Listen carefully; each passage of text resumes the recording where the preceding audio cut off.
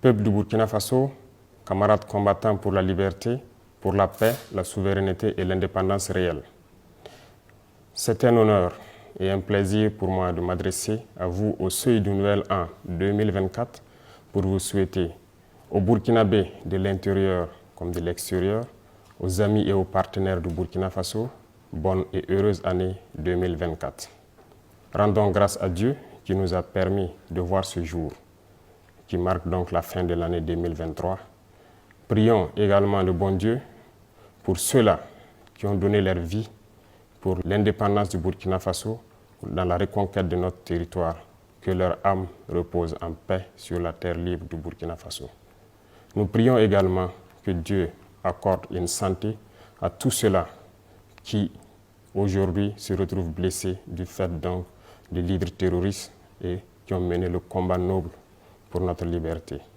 Nous sommes solidaires de toutes ces personnes qui ont dû quitter leur contrée, qui se retrouvent aujourd'hui personnes déplacées internes. Camarades, 2023 a été une année au cours de laquelle nous avons fait une analyse profonde de la situation du Burkina Faso. Une année au cours de laquelle nous avons posé un diagnostic profond des maux qui minent le Burkina Faso.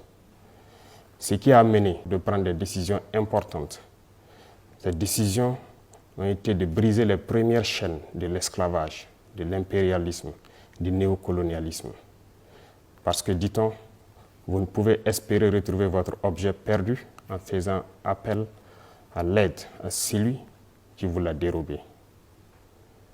2023 a été une année où beaucoup d'initiatives ont vu le jour.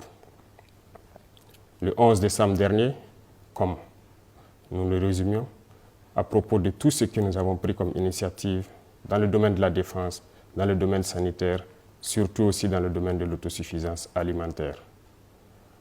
Beaucoup d'initiatives de développement, d'industrialisation ont été lancées.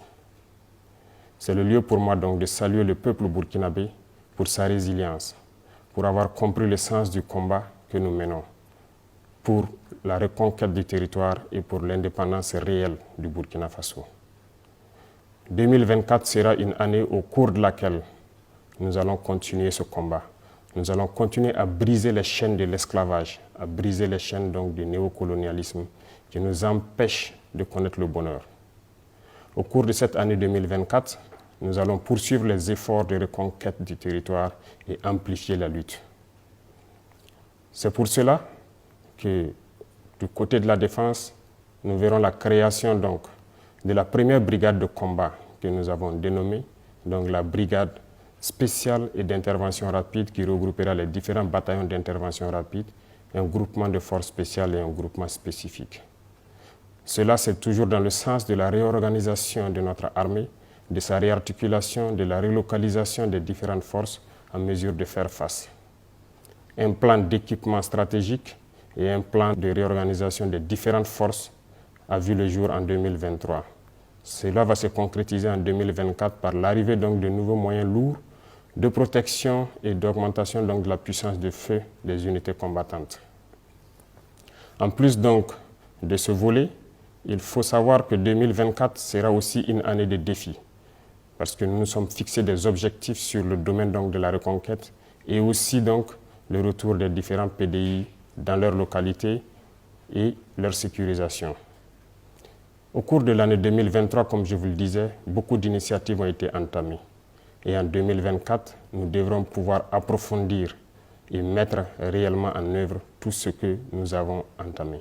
Notamment l'initiative présidentielle pour l'autosuffisance alimentaire et aussi l'offensive agro-pastorale du ministère de l'Agriculture qui a été lancée dernièrement. La campagne sèche est en cours dans toutes ces deux initiatives pour que nous puissions, au cours de l'année 2024, atteindre aux besoins, s'approcher de l'autosuffisance alimentaire. C'est un défi pour nous et j'invite donc le peuple burkinabé à s'approprier ces initiatives et à pouvoir se lancer partout où vous êtes pour que l'État puisse aussi vous accompagner et que nous puissions relever ces défis-là. Dans le domaine de l'industrialisation et aussi donc de tout ce qui peut aller dans le sens d'apporter un plus à tous ces vaillants commerçants qui font de leur mieux pour desservir les différentes localités du Burkina Faso. Beaucoup d'initiatives seront prises dans ce sens. L'APEC est déjà lancée, qui nous permettra d'avoir un certain nombre d'usines, mais beaucoup d'initiatives sont à venir au cours de l'année 2024. Au cours de l'année 2024, nous allons encore demander au peuple burkinabé de pouvoir s'approprier l'initiative présidentielle pour le développement communautaire. Ce, après analyse donc de la situation sanitaire, comme nous l'avons dit le 11 décembre dernier, il faut que nous puissions reconstruire nos villes et pouvoir assainir.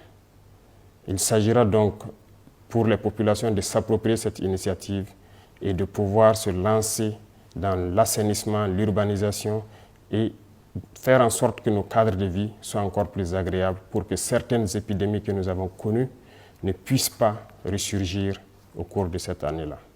Le combat que nous menons aujourd'hui est également un combat de la culture. Comme vous l'aurez remarqué, en posant donc un diagnostic du problème, nous avons compris que la colonisation nous a déracinés. Nous avons perdu notre culture. Notre belle culture qui nous enseigne la paix, la solidarité, l'entraide. Nous avons perdu ces valeurs. Voilà pourquoi nous tenons à ce que la culture occupe une place importante donc, dans notre combat.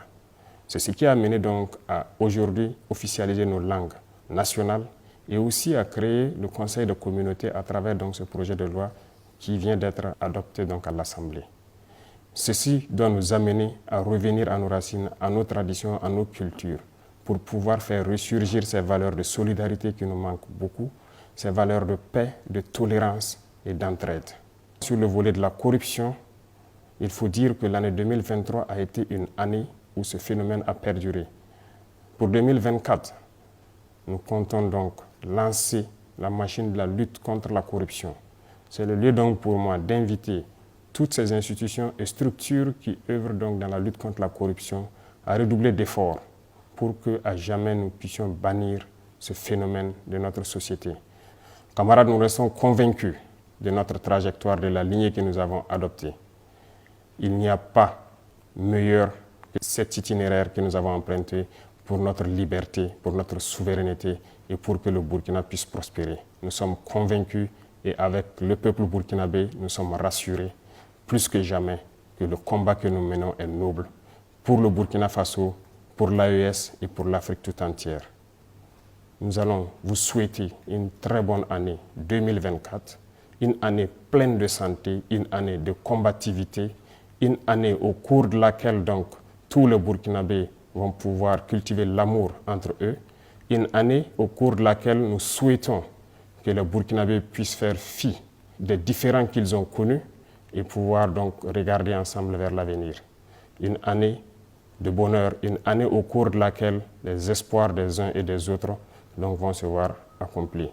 Nous ne pourrons terminer sans remercier le peuple burkinabé qui a compris le sens de la lutte et qui se bat jour et nuit dans la veille citoyenne pour protéger cette transition.